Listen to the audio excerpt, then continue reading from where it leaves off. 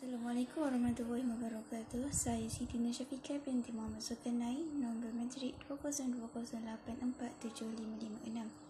Saya akan membentangkan tajuk Kamar di Syurga. Di dalam syurga terdapat bangunan seperti istana, rumah, kamar, kemah dan sebagainya. Allah ciptakan bangunan tersebut untuk makhluknya yang mentaati perintahnya di dunia sebagai ganjaran untuk mereka di syurga. Bangunan yang dicipta oleh Allah bukanlah sebagaimana yang kita lihat di dunia yang dicipta oleh manusia.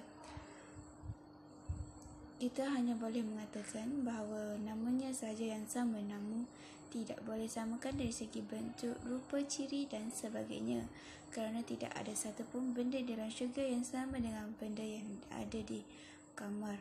Kamar di sini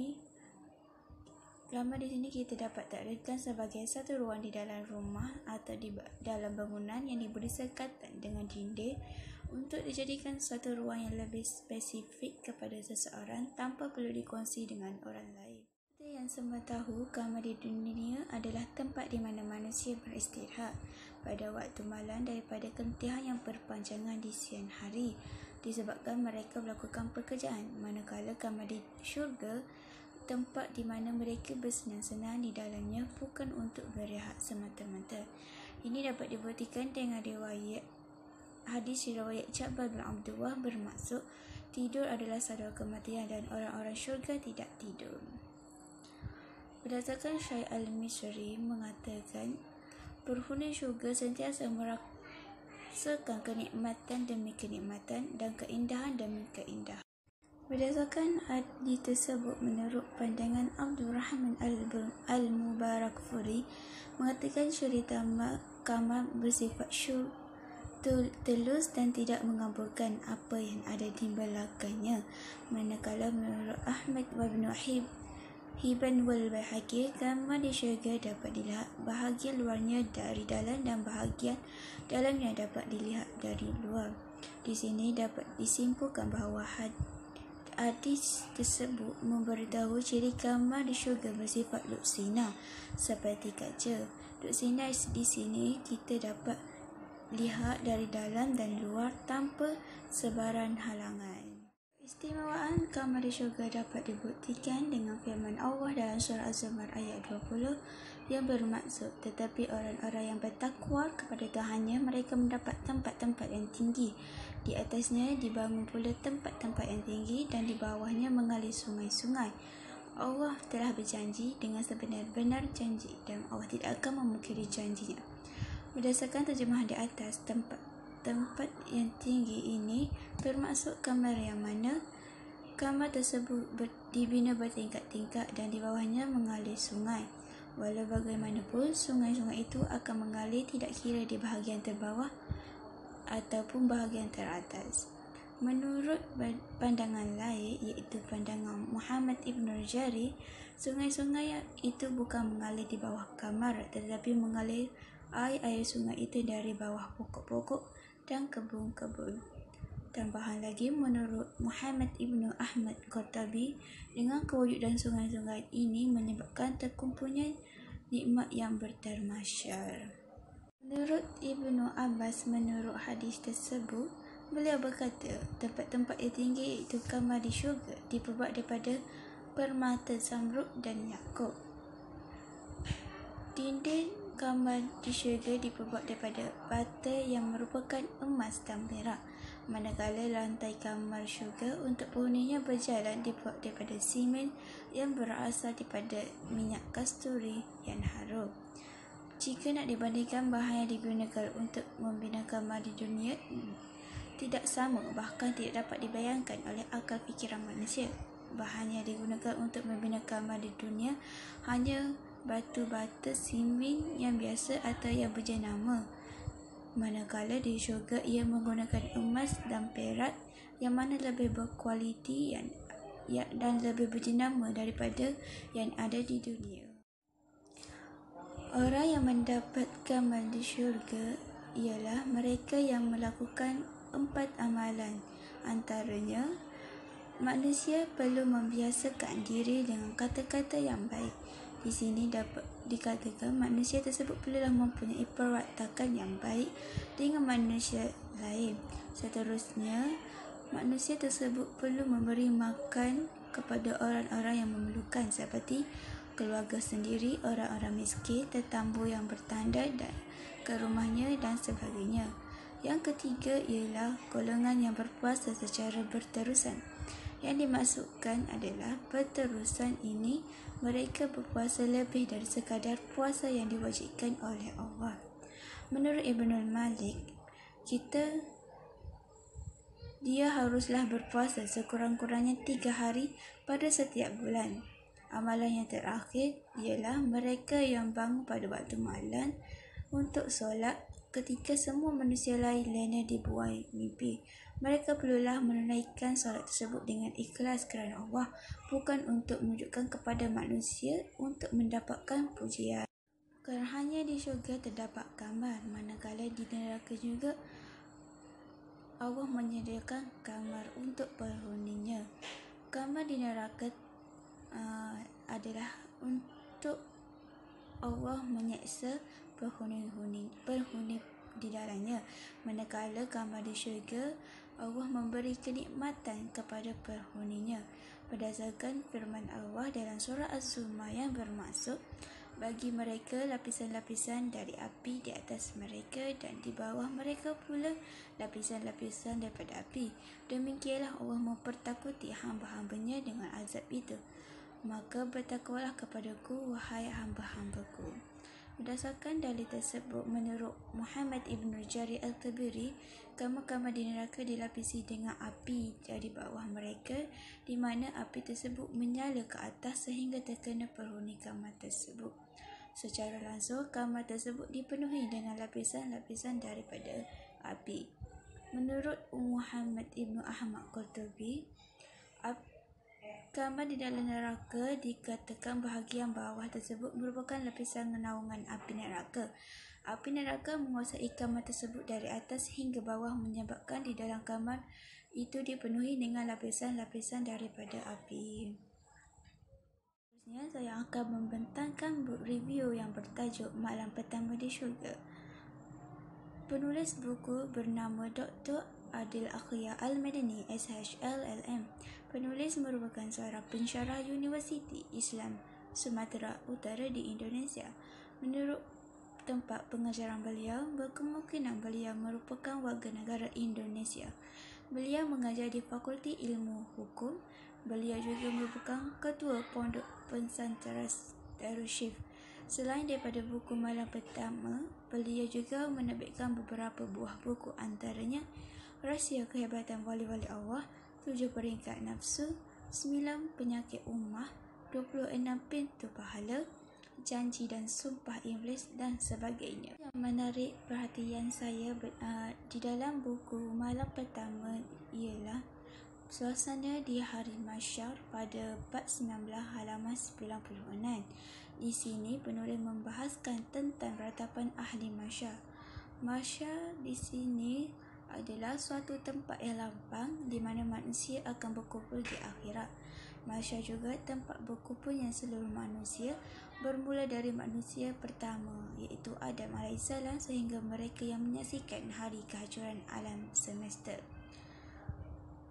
Berdasarkan hadis tersebut, jelas bahawa manusia akan berkumpul di pada mahsyar untuk menghadap penciptanya.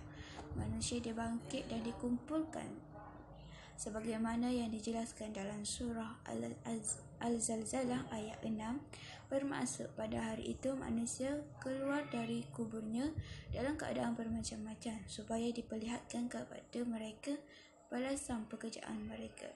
Seterusnya, setelah menyaksikan setiap azab dan balasan yang berlaku di padang mahsyar, mereka akan menyesali perbuatan mereka yang tidak menghiraukan seruan daripada para nabi dan rasul. Mereka akan beratap dan merayu kepada Allah supaya memberi peluang untuk mereka kembali. Seperti yang dijelaskan dalam surah Az-Sajdah ayat 12 yang bermaksud, dan jika sekiranya kamu melihat mereka ketika orang-orang berdosa itu menundukkan kepalanya di hadapan Tuhannya, mereka berkata, Ya Tuhan kami telah melihat dan mendengar, maka kembalikanlah kami ke dunia Kami akan mengerjakan amal soleh, sesungguhnya kami adalah orang-orang yang yakin.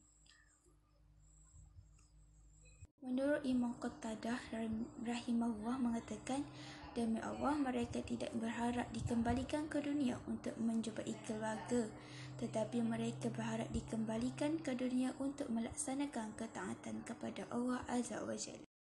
Kekuatan di dalam buku Malam Pertama di Syurga ialah penulis pandai memilih kulit buku yang bersesuaian dengan tajuk buku, iaitu pasal Malam Pertama di Syurga. Penulis menggunakan kulit buku yang berwarna hijau. Warna ini dapat mendamaikan fikiran sesiapa sahaja yang melihatnya, seperti gambaran syurga yang penuh dengan keindahan di dalamnya. Selain itu, penulis juga menampilkan ayat Al-Quran dan hadis bagi setiap isu yang dibahaskan, supaya pembaca tidak mempunyai sifat keraguan ketika membaca buku tersebut. Seterusnya, kelemahan yang dapat dikenal pasti dalam buku ialah penulis kurang memberi penerangan dan hanya membentangkan dalil saja.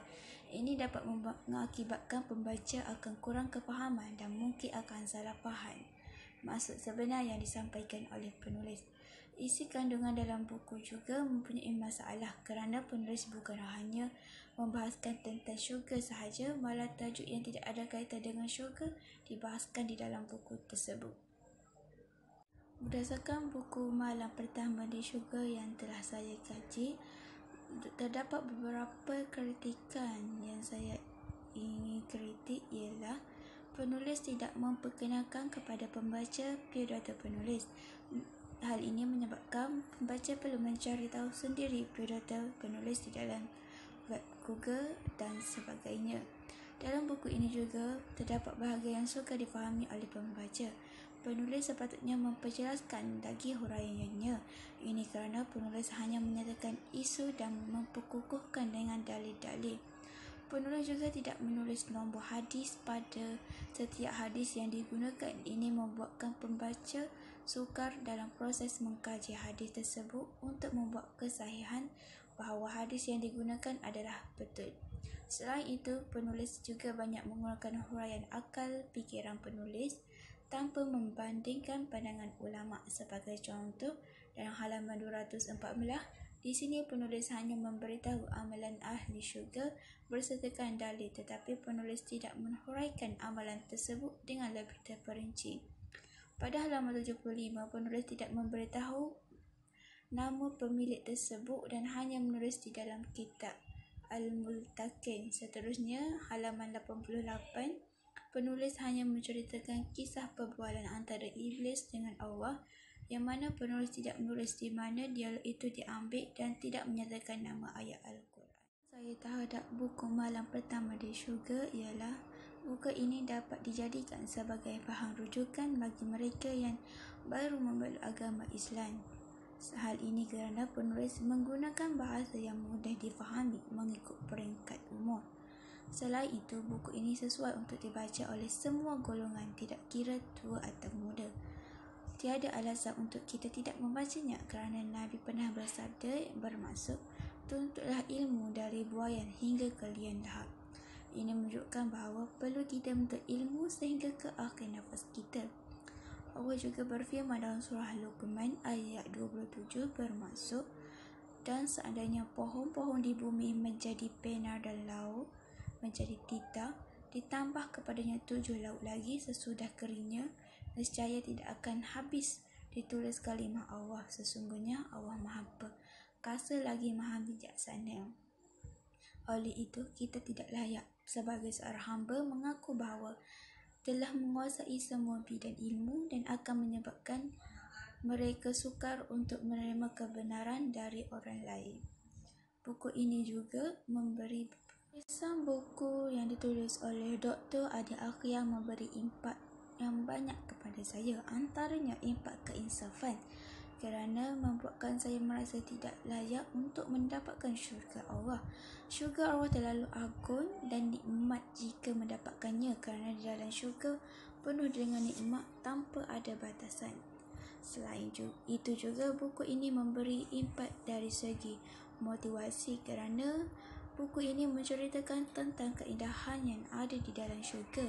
Sesiapa yang membaca buku ini dapat menaikkan rasa bersemangat dari diri pembaca kerana buku ini mendorong pembaca untuk melakukan kebaikan.